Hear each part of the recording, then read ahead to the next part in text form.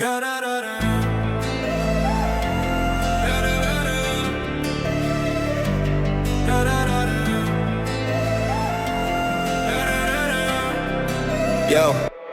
welcome to the Komodo stream, where freedom's a dream. Blockchain boss, no kings, just you and the team. Atomic swaps, no middleman scams. Trade cross-chain from Bitcoin to your own jam. Komodo rising, security tight, deep house shield, Bitcoin might. Privacy unlocked, entrepreneurs unite. Dive in deep, let's ignite the night.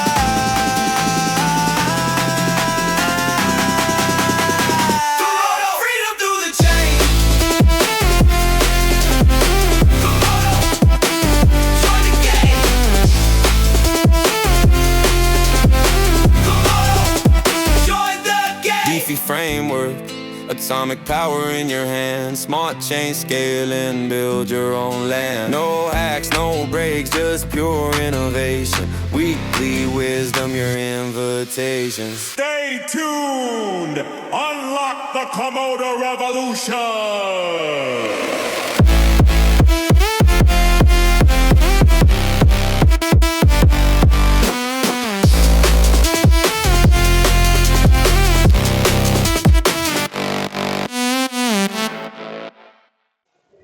Hello and welcome to the town hall meeting on Komodo Exchange Live. Today we have a special guest, Zephyr, who will be talking with us a little later, right after some Komodo town hall update. We have a lot of people in here, so anybody from the development team, if you got some new development news, open your mic and let's see some new Komodo developments. Going once, going twice. All right, no new developments. But there is a development, guys. Now you could put Komodo on your privacy phone. It is now on F-Droid. All right, so we're getting better here, guys. So try it out. Go on F-Droid and start downloading it. All you anons out there, all you privacy lovers. Komodo, you could download it on your Lineage OS or Graphene OS, whichever one you like. And that's important for us privacy people. Personally, I could not download from Google because I don't use it. So this is the only other way to get it. Actually, I think there's some other things like F-Droid out there, directories, but definitely try it out and jump into. Sorry to disrupt you. I want to jump into add additional offering, GitLab sort of like APK file downloading, because I think that for privacy there got to be multiple routes. Void monitoring, so I am really terrible, right? So multiple choices. Like TiaDex offer the APK, and Komodo Wallet should also offer that as well. Correct, and that would be nice. You could download the APKs directly. Yes, that would be preferred all the time. Correct. I agree. But unfortunately, not a lot of people do that. But people have F-Droid. It's got a big community. I think that they also offer the APK. Komodo offers it on GitHub. If you want to download it directly. Let me talk for the marketing, I guess. Marketing, guys, we have Coinspiracy next month. It's going to be in New York City. All privacy projects invited, especially you, Zephyr, if you want to come. I'll open the door for you. And we have a big privacy meeting, hangout going on in New York City. We got about we have over 300 people now. I think last week I said 150. Yeah, we're over 300 now. There's going to be a band. There's going to be food. Come on down. Let's get to know each other. Come learn more about privacy, because I'm going to go out there and I'm going to do my thing once again. And people are going to start learning again. All right, because the things people know these days, it's not good. They're not learning from the correct people, and they're learning wrong. They're learning crypto wrong. They think crypto is now something else when it's about rebellion. And I think we got these shows are doing great, guys. This is part of the marketing. We're going to be doing these shows every week. Oh, next week I forgot who we have. I think Zano probably next week, or Pivex, one of those. So join us next week for a new introduction to a new coin. We're trying to get all the coins in Komodo to come up here and introduce themselves. Zephyr they're also working on adding Zephyr as well. Yeah, so come on down. That's the marketing guys. We're very grassroots here. Nothing. No one's paying for anything. Right. So come on down and hang out with us and be part of the crew. Become a pirate and let's talk privacy together. Any more updates from? Can I get some updates from the Komodo crew? You guys, got anything new to say this week? Please come up and talk.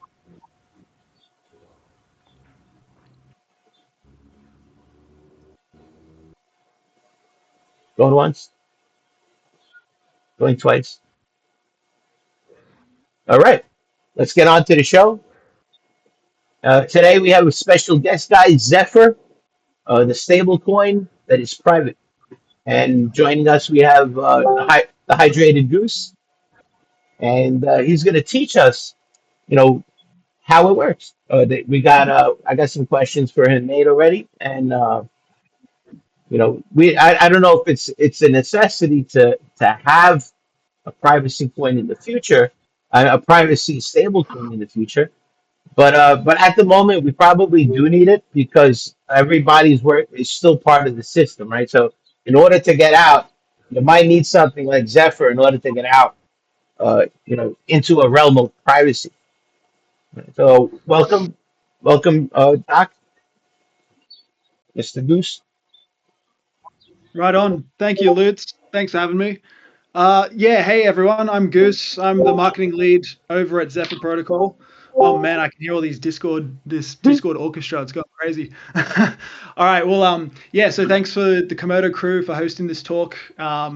Yeah, a couple of our Discord members over in Zephland actually mentioned that I should pop in and have a chat sometime. So here we are. Welcome.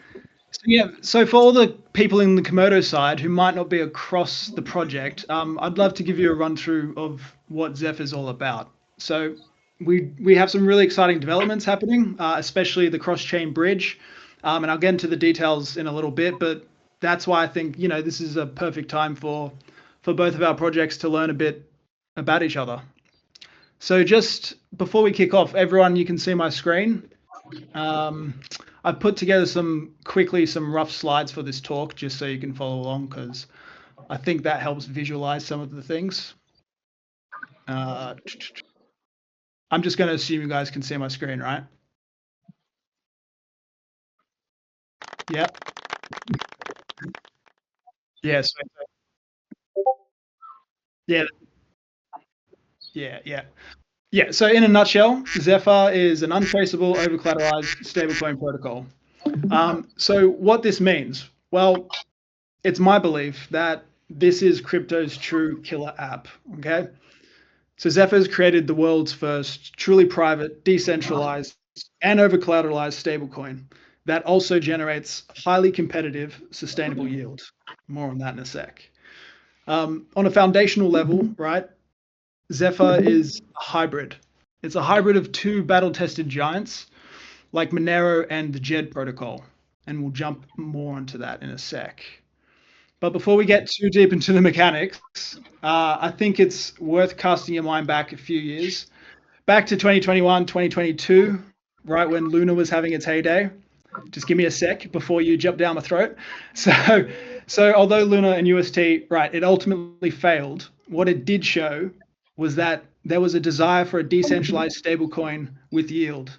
There was a massive desire. It was so massive actually that both Luna and UST had a combined market cap of around 60 billion at their peak. But to be absolutely clear, Zeph is not another Luna. In fact, it's the opposite. So I'll explain how in just a sec, but here are some key areas I want to run you through today. So first, we've got the foundation, right? So we'll tackle that Luna comparison head on, and we'll talk about why Zephyr is built for safety and stability. We'll look at the assets, and so we'll break down those 4 tokens that make the ecosystem work. And we'll jump into my killer app thesis, why this combination of features is really the holy grail for crypto. We'll also touch on the yield and where it comes from, why it's sustainable, especially when so many others aren't. And we'll talk about the future as well, what we have cooking in the pipeline. So we'll talk about the adoption flywheel and the upcoming ETH bridge that will tie everything together. Cool. So the first thing, I guess, to understand is how Zephyr's stablecoin, ZSD, is backed, right? So unlike those algorithmic mint burn tokens like Luna, ZSD is over-collateralized and it's crypto-backed. So it's built on, a rock-solid foundation of Monero. Monero has been battle-tested for over a decade now, and Zeph expands upon this code base. And it adds huge economic utility to the king of privacy. I know the pirate guys are just like, oh. But if we address the Luna ghost, okay, so Luna's UST was an algorithmic stablecoin. So it tried to maintain its peg by printing more of its base token, Luna, out of thin air. And ultimately, this created a death spiral. As the stablecoin lost its peg, the protocol minted infinite Luna and it destroyed the value and collapsed the entire system. But Zeph is actually the antithesis of this. So Zeph, it's a crypto-backed model, much more similar to MakerDAO, where DAI is backed by assets like ETH, but with some crucial improvements. So if you want to mint $1 worth of ZSD, you have to lock at least $4 of Zeph, which is the base coin, in the reserve. Okay, so it's a collateral ratio of a minimum of 400% before any new stablecoin can be issued. And so this is a massive buffer. So if Zeph's price crashed by 50%, say, and the ratio was at 400, the reserve is still 200% over collateralized. So the buffer, it's what protects the peg, and it gives users the confidence that their ZSD is redeemable for $1 worth of Zeph, even in a black swan event. There's many variables and mechanics at play. We actually have some really cool video content and Twitter threads that really get deep in the weeds, so be sure to check them out. But anyway, that's a quick overview of how the stablecoin is backed, and I wanted to address that right at the start, because I think that's the burning question on most people's minds who aren't familiar with us. But yeah, next we can take a look at the assets in the ecosystem. Okay, so we have 4. So first off is Zeph, and this is the native coin of the protocol. It's very similar to Monero as XMR. So it's proof of work, it's private by default, and it has huge utility in that it serves as the base coin and the collateral for the entire system. And then we have ZSD, which is the stable dollar. This is pegged 1-to-1 with the US dollar, and it is, of course, fully private. And yes, as mentioned, it's over-collateralized by Zeph, locked in the protocol's reserve. And then next up, we have the Zephyr reserve share, okay? So you can kind of think of this, as like a leverage position in the protocol's growth and success. So the ZRS holders, they're the reserve providers, okay? So they provide the stability for all the circulating stablecoins. And you can actually mint the reserve share by adding Zeph to the reserve, but you can only do that when the reserve ratio is below 800%.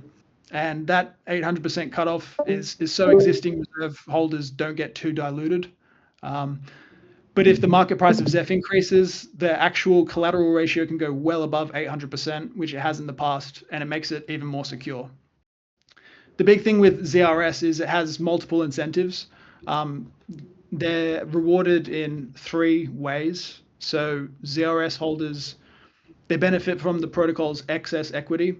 So, as the reserve grows from Zeph price appreciation, the value of ZRS shares grows actually disproportionately. So it acts as a leverage exposure to the ecosystem success. They also receive 30% of every block reward, which is paid in Zeph. And so this is a constant protocol reward that's issued to provide stability. And they also capture all conversion fees. So any users minting and redeeming, those fees go to the ZRS holders. They take on the most risk, right? So therefore, they're going to be rewarded the most. And then the fourth asset, which is the latest introduction, it's just been operating over 1 year now, but this is the Zephyr yield share, and it's the yield bearing token. So ZYS, it represents your share of a separate yield reserve pool, and to get it, you have to stake your ZSD, and you'll receive ZYS in exchange. Okay, so all right, so you have a yield reserve pool, and it's actually constantly growing from 5% of every block reward. So the protocol is it's automatically taking that 5%, and it's instantly converting it into ZSD, which is deposited into the pool. So basically, this means that your yield is accrued in actual USD terms, and crucially, not a volatile farm token that you have to dump and realize gains. Like you see so many like yield farming things, and it's like, oh, 1,000% APY, but it's, at the end of the day, it's just something that's going to be dumped, and the price is going to plummet within weeks, if not days. But anyway, I digress. When you unstake, you redeem your ZYS, right? And you get back your original stables plus the yield. And of course, that all depends on how long you've stayed in the yield reserve, how many other users are competing, and also the underlying price of Zeph itself. Oh yeah, and last but not least, there's no lockup periods for the yield. You can enter and exit whenever you like. So that's pretty cool. All making sense so far? It sounds good, bro. Any plans to add a stable like a stable coin backed by gold and silver, like a gold silver backed coin? Interesting. Not right now. All the focus is on the bridge, but yeah, I have heard of protocols implementing that. So it's an interesting thing to chew on down the line, perhaps. Hey, was But that 4 separate forks or just sorry. He wants to is that 4? he wants to know if all the algorithms are Monero algorithms for each one of those tokens. Yeah, it's all random X. So yeah, it's all based on Monero's code base. It's just adding, extra utility on top. Are you worried Is about it 4 separate forks? No, it's one. It's Okay. it's all under the one hood. So every asset in the ecosystem is inheriting ring signatures, bulletproofs, all the privacy features of Monero. Yeah, I was trying to figure out how many coins would be involved, and it's my understanding that there's no coin limit with XMR. So when you make a fork off XMR, you're essentially forking a unlimited supply of whatever you're creating, right? Well, sort of, not quite. It's so Zeph started obviously at at 1, and it will have a total of 18.4 million total supply. And then after that, it's tail emissions, and I think Monero has the same concept with tail emissions, and that's just to incentivize miners in the network, so they have a reason to keep mining and securing, right? Because I think the big discussion around things like Bitcoin is one day, years from now, 21 million is going to be mined, and then it's like, well, where's the incentive? Because your miners aren't going to get paid out. So it'll be tail emissions, and I think it's like 0.6 Zeph per block, which is every 2 minutes. So it'll go up, but very slowly, but at least it provides some economic incentive, right? But yeah, 18.4 million is the total, and I think we're at about 10.5 million at the minute. But anyways, I'll keep running along with this. Yes, So sir. Yeah, go ahead, continue, bro. yeah. So when you put it all together, I think Zeph really is doing something that no one else in the space has even come close to. So, we're decentralized, we're private with stability, and natively yield bearing. So decentralization speaks for itself. No single entity can freeze your funds or blacklist your address. We're all on top of that. Privacy, no one can see your balance or your transaction history. I think especially the pirate fans here understand that. And the stability. Now, here's a really cool feature. So because ZSD is pegged to the US dollar, we actually have a reliable medium of exchange. And as great as Monero is, and other privacy coins, I would argue, do they actually have the best use case as a currency you can use day to day. I would actually argue that they're more of a store of value, which we also have that kind of asset, as you remember, which is called Zeph. It's just got a fair bit more utility than Monero. And the cool new thing is it's natively yield bearing. So we provide some of the most competitive returns in DeFi while also being sustainable. So this actually ties into the adoption challenge, which we can jump into just now. So the initial concept for Zeph was simple, right? Untraceable digital cash. And I think this was and it is, it's a noble cause. Real cypherpunk roots, digital financial liberty, all that good stuff.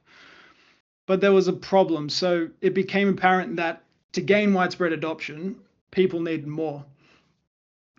Privacy alone is a powerful feature. I think everyone here can appreciate that. We're sort of on the more fringes of mainstream crypto, perhaps, but for the wide majority of people, financial incentives speak much louder to the broader market. Yeah, I get that. I mean, it's like you say, it's like a store of value more than a sort of day-to-day currency exchange. Yeah. Yeah, so this is where the idea for stablecoin yields actually came in. So it was the missing puzzle piece for adoption. So now Zephyr has one of the strongest incentives in all of crypto. Now we've got unbeatable, sustainable stablecoin yield, which is, I think, key to bringing people in to actually use private digital cash. Now, it was introduced just over a year ago, and it's actually performed incredibly well so far. The next graphic, here we are. So the yield is variable, right? So it ebbs and flows according to the market conditions. It's actually a balance of the underlying Zeph price and the amount of ZYS holders who are competing for the yield, right? So that's actually what makes it sustainable. So last year, it actually returned a total APY of 68%. That was from October to October. So that not bad. In fact, it's better than not bad, I think. It actually blows other DeFi giants out of the water. So you can look at Aave, you can look at Aave and Compound, right? So I think they deliver, it's between 3 and 11% last time I checked on lending stables. But you've got numbers like that, and I can imagine there's immediate skepticism. So you're thinking, okay, 68% APY, cool, sounds like another Luna. But again, it's the opposite. So our yield does not come from inflationary tokenomics. You can probably just pay attention to the right side of this screen at the moment because I can appreciate there's a fair bit of words going on. But yeah, it comes from.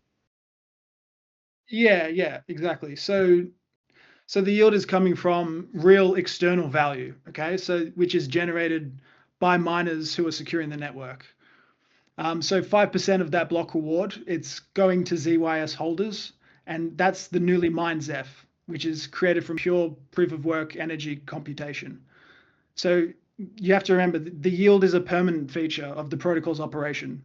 So as long as miners are mining Zeph and securing the network, yield is being generated for those ZYS holders. And the APY, right? So the yield will actually fluctuate with the price of Zeph and the number of people who compete for it. But the actual mechanic of the yield generation, that's constant. And again, it's always paid in ZSD, not a token that will ultimately trend towards zero. So I might just give you a second. You can digest this page. Oh yeah, it's not going to be recorded, is it? But anyways, I know I'm talking a lot about Zephyr's yield here, but I think it's crucial to understand because once you get this, I promise you'll have that light bulb moment and the value proposition here will all click. If you could send this to me afterwards, maybe I could find a way to implement it into the aftershow. Yeah, that'd be great. Yeah, because I think the visuals go a long way.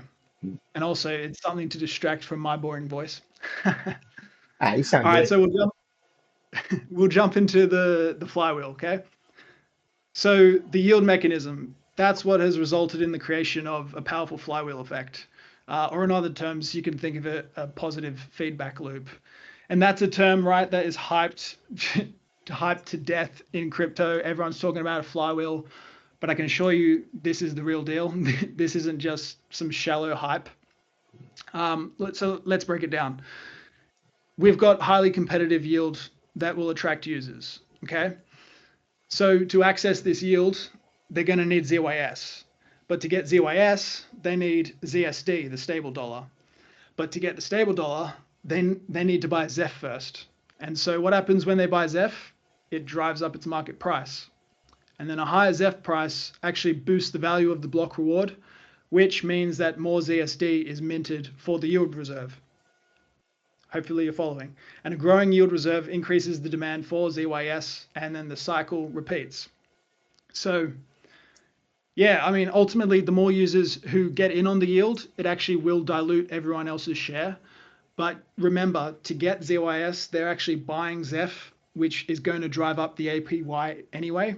So it reaches an equilibrium at some point, and it creates a balanced system. Actually, on the website, on our official website, the dev has released a really cool yield simulator tool. So you can plug in all these different variables, different metrics, and simulate what yield you might accrue over, X amount of time, and factoring in the different amounts in the reserves and such. So yeah, that is our big draw card for adoption: unbeatable yield. Are there any risks, like to the team, and because there's in the privacy realm, there's risks when you start putting out, private technology, right? Does your team face any risks in the technology that they're putting out?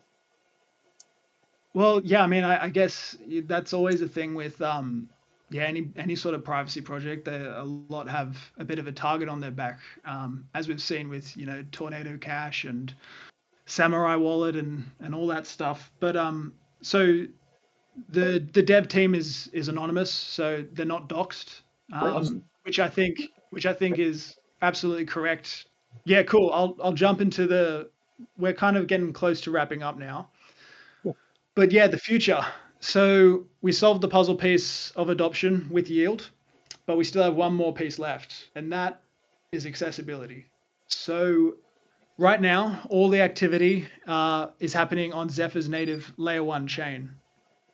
But to truly go mainstream, it's become apparent that we do need to become accessible to the rest of crypto. So the solution is an Ethereum bridge.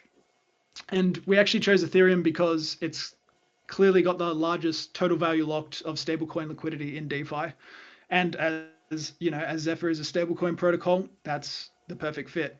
So we're actually currently in the testnet phase of the cross-chain bridge. And mainnet, it's looking like we should be able to launch in the next few weeks. But as you know, with any sort of development things, things always push back. Always. But yeah, it's going to be a game changer. I think allowing wrapped Zeph assets to be used across the entire DeFi ecosystem is going to be really cool. So Are you telling me that Zeph is going to become a token platform like Binance and Ethereum? Is that what you're saying?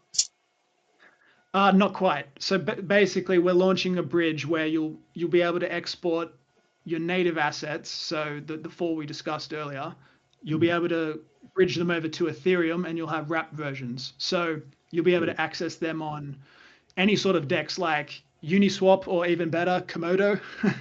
Wouldn't that be cool? Yeah, we're working on it, man. It'll essentially they'll become ERC20 tokens, and yes, they'll lose their privacy, but it means it'll open up all the sort of doors that any other ERC20 tokens have. So Correct. it will remove all the friction of having to go through a centralized exchange, having to set up a native Zeph wallet, having to convert from Zeph to ZSD to ZYS. It'll be straightforward, right? It'll just be a couple of clicks, simple swap, instant access to some of the best yields in the industry, right from the comfort of any Web3 wallet. So I think that's pretty cool. So you can tell I'm excited, right? Yeah, it's cool, man. Sorry, go on. I was gonna say, the thing with the wrapped coins that bothers me is, is the supply increase, right? So that people think that this is like the native coin, but it's not. Like we tried to do it as well, right? Uh, and the fact that it's not private is a different matter. But this is something else I'm talking about where uh, Bitcoin, once it's wrapped on another chain, you have essentially duplicated the supply. So now you have 42 million coins instead of 21 million coins, right? And a lot of people don't see that, but you're actually increasing the supply of the coin because people are now going to start using the other coins, kind of like thinking that it's the same as this coin, either or in their minds, right?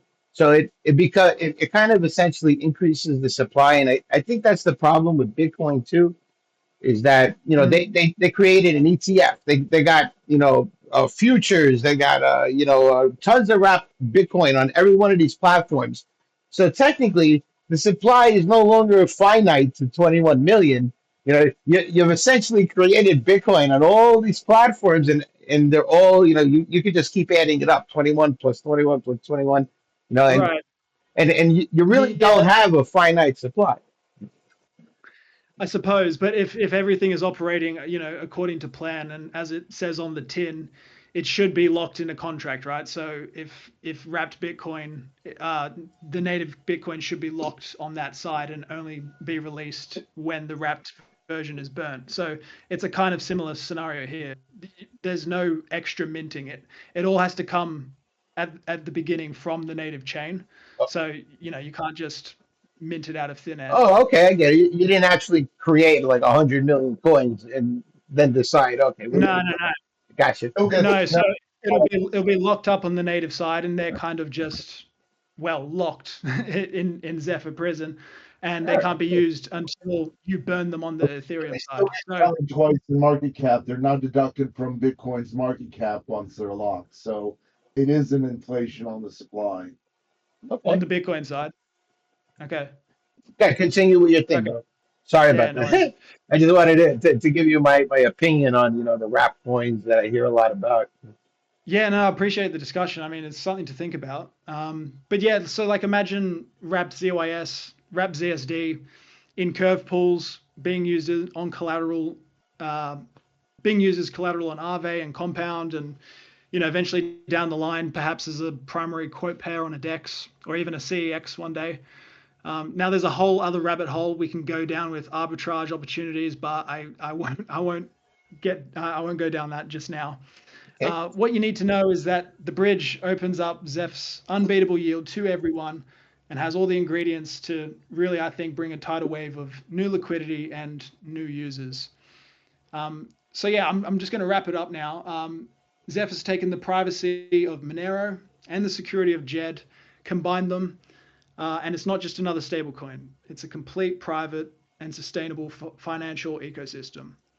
So we've solved the adoption problem with unbeatable sustainable yield mechanics, and we're about to solve the accessibility problem with the ETH bridge. And that'll export all this yield to all of DeFi. So in summary, that's really why I think Zeph has a shot of being the killer app that everyone's looking for. So The yeah, only guys. the only thing that bothers me is that word bridge. It scares me. Right? You know Yeah, I know, why, of right? course. I mean, yeah, I think rightly so, because all the biggest hacks, in Exactly. DeFi history. Yeah, no, absolutely. So it's absolutely got to be measured 3 times, cut once. There can sort of not be any room for error because, yeah, it's always the Achilles heel. So I'm with you there. But I think what the doors that it will open is well worth the experiment, and all being well, Have you it's ever it's looked going to kick up. into that? I'm not a fan of Veriscoin, but have you ever looked into Veriscoin? That they actually created a decentralized bridge of sorts. Maybe something to I look haven't. into. Yeah. Something It to look rings a into it. bell, but yeah, cool. I will. Yeah, but anyways, guys, I hope that all made sense and gave you a bit of an idea about the Zephyr protocol. We have a ton of information on the official website. That's zephyrprotocol.com. We have videos and threads across X and YouTube. And please, anyone here, do join in our own Discord. And I'm sure Lutz, you can throw some links in the general chat later. Yeah, But of course. yeah, I What? so yeah, appreciate the time. And if you don't mind, I'd love to pass the mic over to one of our a very eager community members, Dr. Future. He's got some really interesting Can I ask insights on the questions? bridge. And yeah, do you want to ask some questions? Nice. How are you going to compete with ZKVMs when they implement privacy layer? With ZK, what? So, for example, if tomorrow Ethereum implement some privacy layer or ZK EVM, how are you going to compete with them? For example, Sure. I mean, ZK I DAI guess that can yeah, I mean, possible be implemented in the future. yeah. So I've seen Vitalik talking a lot about privacy, which is great to see him waving the flag for that. But I guess Like the there is a the problem big that you don't have smart contracts. Sure, but I Native guess the Zephyr. big draw card that Zephyr has right now is that we have yield that is only actually made possible by operating on our own layer one. So this isn't possible with a chain like Ethereum, which is proof of stake. So because we're proof of work and the yield is coming actually from the block rewards, I think that's really our key differentiator there. And then there's a whole ideological argument which could be raised between ZK and RandomX and Monero's approach to privacy, which is continually being built upon. So they've got full chain membership proofs launching imminently at some point, which Zephyr will inherit all those updates. But when we bridge to like Ethereum, we lose privacy. Yes, that's correct. It's just going to be a transparent ERC20, just like any other. So if you want to retain privacy, you bridge back, and then you can, again, reclaim all those anonymous features. Hold your But questions. Hold your questions for the end, guys, please. Yeah, all right. So we'll wrap that section up, and let's pass it over to Dr. Future if you're here. Yeah, thanks for the introduction. Cheers. So maybe just one thing I'll point out really quick with regards to the 400% collateral. You don't actually have to have $4 to get $1. I just kind of point out that minor kind of detail.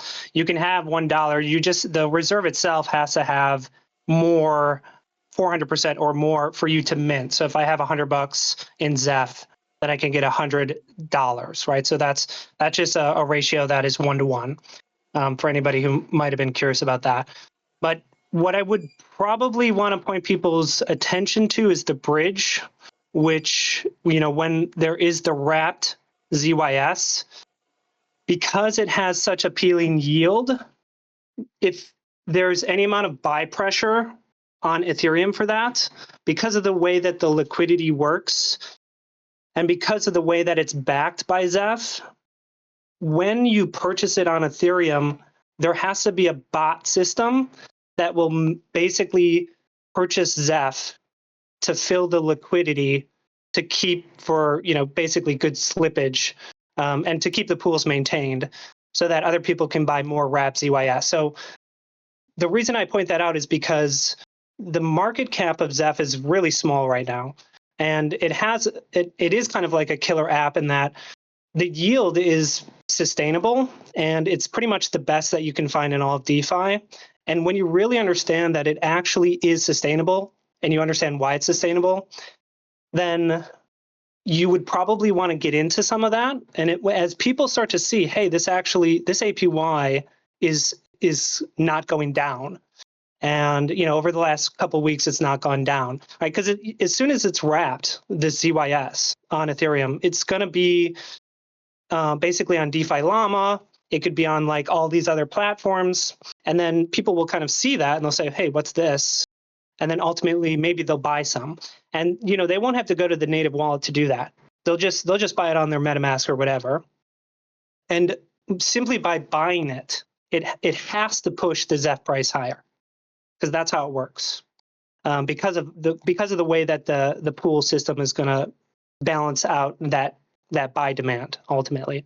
And as the Zeph price goes higher, it will sustain the APY, right? So when you really understand that, that's kind of where it kind of clicks, where you're like, okay, Zeph, which is the volatile asset that backs the stablecoin, there's a lot of potential for it to go higher if you believe that people will want to buy wrap ZYS.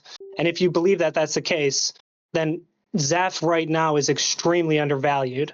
And that's kind of the thing I'd want to point people's attention to, because that's actually pretty useful if you're interested in growing your own bag, right? If you want to get more pirate chain, right, then probably getting some Zeph now before the bridge might be a good idea to rotate that.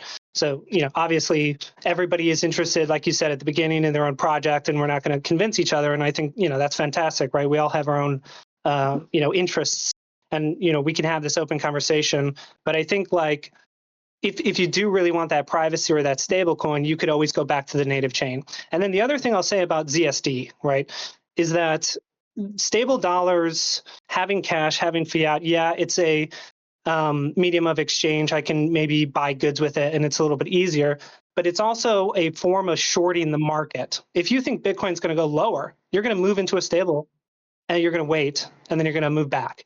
So ZSD being private is a way of also waiting for the market to go down, and then you can jump back in. So there's, obviously that benefit. Yeah, it's like a hedge, right? And then ZYS, the last thing I'll point out, and then I'll finish, is that ZYS doesn't go down. It never goes down. And MakerDAO, they created a stable coin called DAI, and it's pegged to the US dollar. And they have something called a savings DAI. And they also are Sky Money now, and they have something called USDS. And that's their stable dollar. And then they have savings USDS, which is SUSDS. And you could go on CoinMarketCap or CoinGecko or whatever, and you can look at those, and you'll see that they only trend up. And if you look at what the APY of those are, it's quite small compared to what ZYS is. ZYS is exactly the same. It's a stable coin that gets yield paid out in stable coins. It can't go down. It can only go up. It's the same exact thing, but it goes up much faster. And so there's a lot that can be built around that on DeFi. So once it's wrapped, then you can do a lot of other things with that. And people, if it does continue to get any attention, people will kind of build around it and add it to their platforms, and then it will grow and grow and grow, and all of that will push Zeph higher. So that's really the point. Very cool. Yeah, well said. Very cool, man. Very nice. Something to do. So when it comes to audits, like how does Zephyr balance the need for privacy with the requirement for auditability, in trusting the financial system? Do you mean? Yeah, I mean, that's a really great question. Well, maybe I could answer that really quick, right? Because maybe the question is the collateral good, right? And the thing is, it's audited every 2 minutes. The chain has a block every 2 minutes, and then it's posted where you can see exactly how much collateral is backing that stablecoin.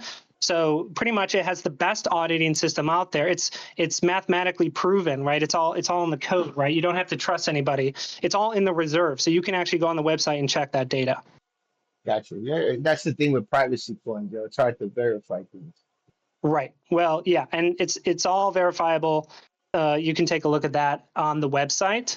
And if you run your own CLI or whatever, you can also check it that way, of course.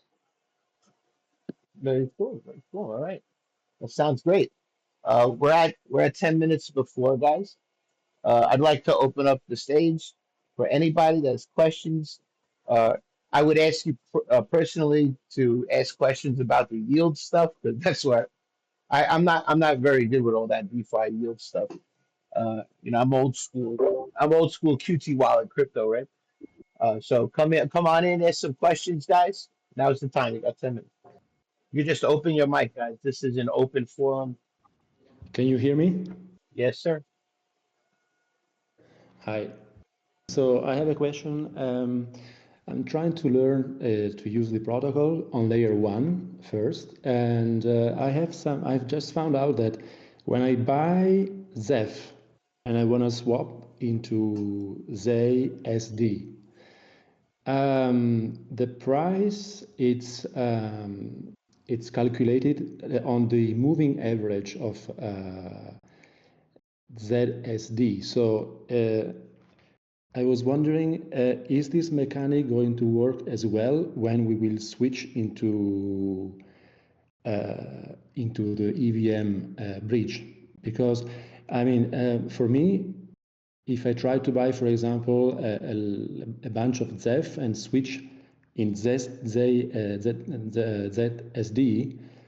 I see that the exchange is very unfavorable for me. So I guess that the time I will sell ZSD back into Zeph, maybe if the ratio between the spot price and the moving average price is the same as the one when I bought, it will correct this gap. But the first feeling I have when I try to swap Zeph into ZSD is that it costs a lot of money because I lose a lot because the spot price is very much different from the moving average price. Yeah, and that's question. a limitation currently with, well, one, just the volatility of it being a low market cap. But so yeah, like you said, it's always best to swap when the spot and moving average are the same, and that dual pricing mechanism is in place. It's so it sort of disincentivizes traders from gaming the system, and it's there to provide stability. Now there have been talks of potentially lowering the moving average from 24 hours lower. We'll see how that plays out as it develops. But in terms of on the Ethereum side, you won't have those limitations with the spot moving average. So as long as there's liquidity in the Ethereum pools, the liquidity pools, then you'll get a one-to-one. So yeah. But because you said before that there will be a bot that will buy automatically every time you buy ZSD, if I understood right, there will be a bot that is going to buy the collateral for 100% in Zeph. So the bot will take charge of that, right? Yeah, at certain intervals. So there'll obviously be an inventory management. So there'll be a certain amount in the liquidity pools, but at a certain threshold, the bot will have to purchase on the Zeph side and do the minting there. I think Doc, you're the best one to talk about the sort of arbitrage and the inventory flow there. Yeah, so my understanding is that, if you have Zeph and the moving average and the spot are not good, you could wrap it and then swap it to ZSD on Ethereum, and you just get whatever that, you get the $1 price there.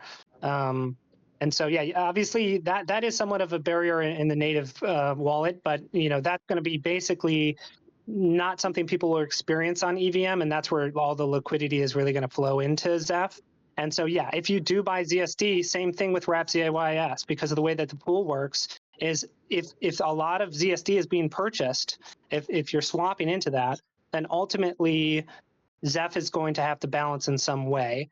And with the Zeph ZSD pool, I'm not sure exactly. I haven't thought that one through too much, but there will be a bot management system. So, is there any hardware that is run by the dev team that it is an event that in an event of a power outage would shut down the network? So, do you have any centralization basically? I can't speak for the dev team's hardware myself, but from what I understand, even with blockchain, even if there is power outage and things are still being mined, as soon as eventually things reconnect to the net, those blocks will all get synced up and the blockchain will resync. But yeah, I'm not sure onto the actual details of the decentralized nodes on the back end there. Okay. I hope that Yeah, I answers mean it. that it's decentralized. So if other people are mining, then it's always going. Obviously, the chain is always going because there's so many people mining. But this question does sound a little bit like a miner is wondering if his own electricity goes out. In that case, then you couldn't even have a node running anyway because you need. I guess if you had a node running somewhere else. Yes. But yeah, I'm not sure what the question is exactly. Can you share any success stories? Ultimately, I was just asking if. Oh, there you go. Yeah, just basically that. If there was ever an event, like, for example, the V2 Oracle that's being talked about, there was ever an event where the entire dev team was disconnected, is a node sufficient enough to keep the network up? Oh, I see. Well, I guess you don't want a single point of failure. I guess that would have to absolutely have multiple nodes in different geographical locations. So Right. And so yeah, that's what I'm getting at. If I run all of my nodes and all of my mining equipment on my own grid, I have an extra 400 watts of free space constant, is what I'm saying. But maybe that's a question for the devs. yeah, I think so. Pop that in the Zephyr Discord. Yeah, what's your Do Zephyr we know Discord? how many? You guys have an address so everybody could jump in your Discord? Yeah, I can link it. Yeah, link it in there also, and I'll find it anyway. But for the show. But I personally wanted to know if there's any success stories you could tell us about where Zephyr effectively utilized what fixed the problem in the real world. Where use cases for Zephyr have been effectively utilized in a real world scenario. I mean, at this stage, Zephyr is in its embryonic sort of adoption phase. We're at a 10 million market cap right now, so I think real world usage, we'd love for that to catch on. I think once mobile wallets are developed, especially with the bridge, you're going to be able to use ZSD Cash much more easier there. Also with some hardware wallets in the pipeline potentially.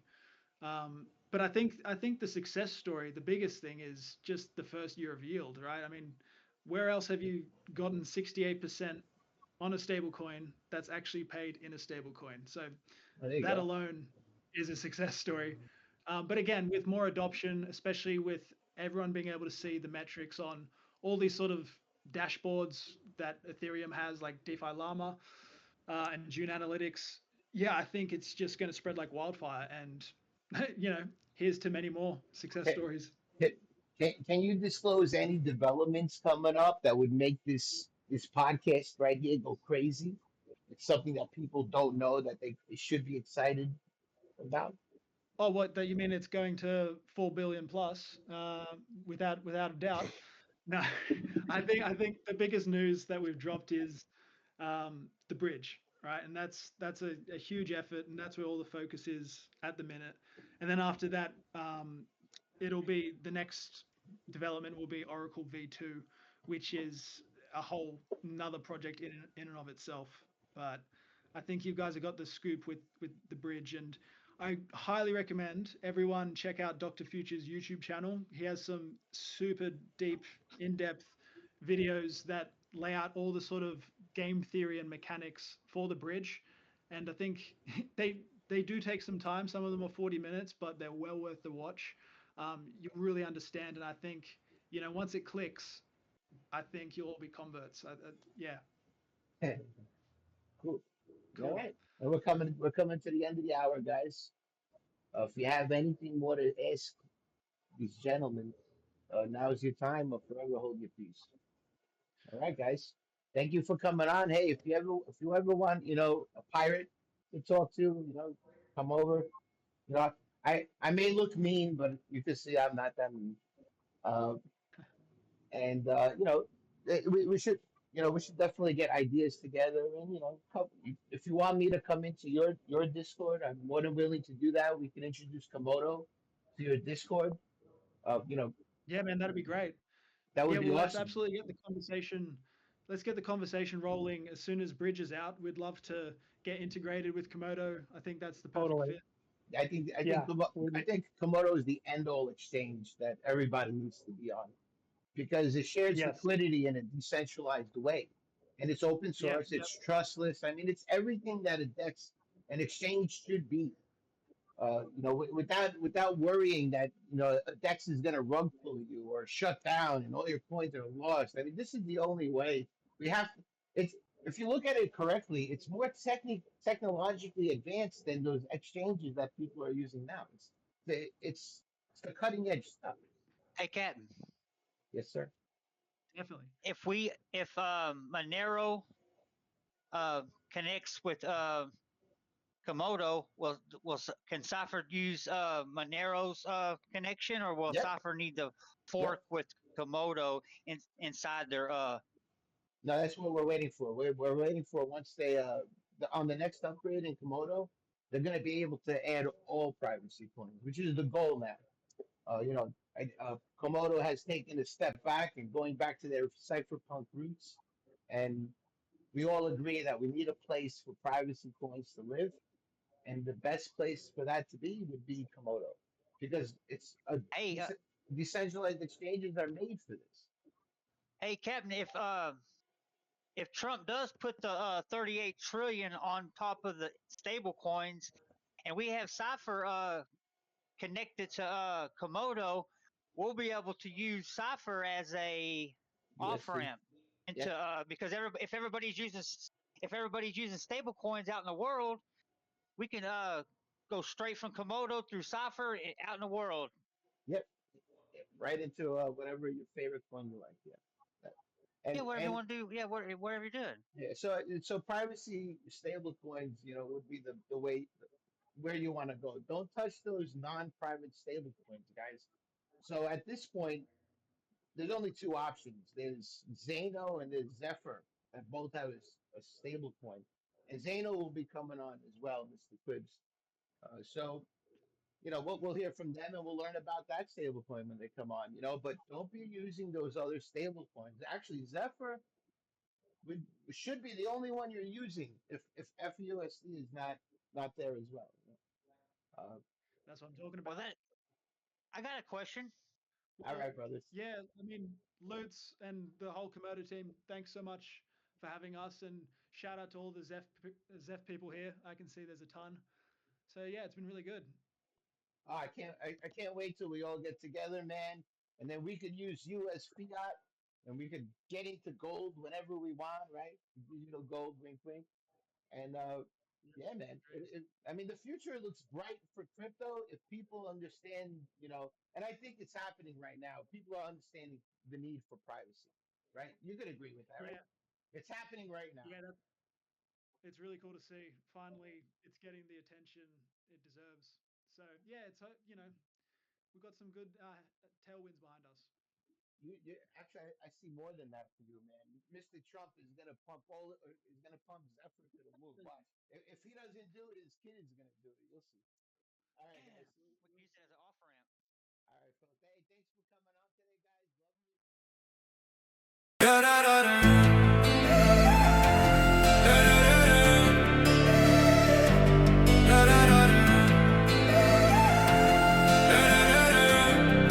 Yo, welcome to the Komodo stream, where freedom's a dream. Blockchain boss, no kings, just you and the team. Atomic swaps, no middleman scams. Trade cross-chain from Bitcoin to your own jam. Komodo rising, security tight, deep house shield, Bitcoin might. Privacy unlock, entrepreneurs unite. Dive in deep, let's ignite the night.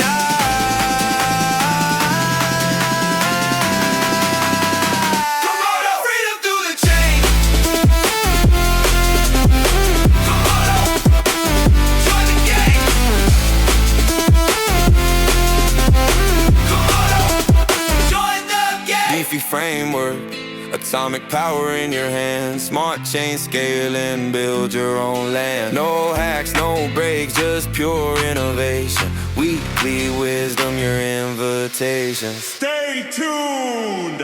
Unlock the Komodo Revolution!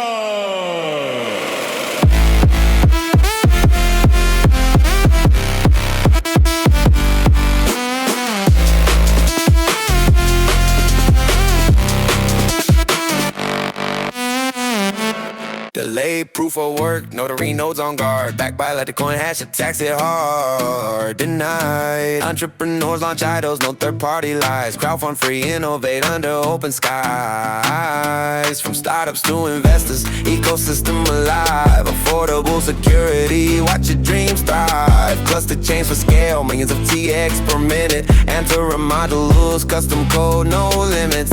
Zero knowledge privacy, barter in the dark. No traceability, light your own spark. Cross protocol trades, atomic and trustless. Komodo's revolution, join the endless quest. Feel the power, no chains can hold. Komodo's calling, break the mold. Feel the power, no chains can hold. Komodo's calling, break the mold. Rising now.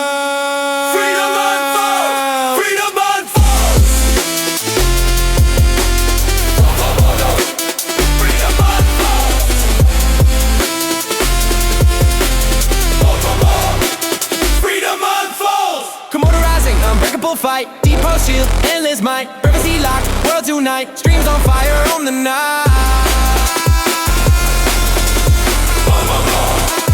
Chain of freedom reign.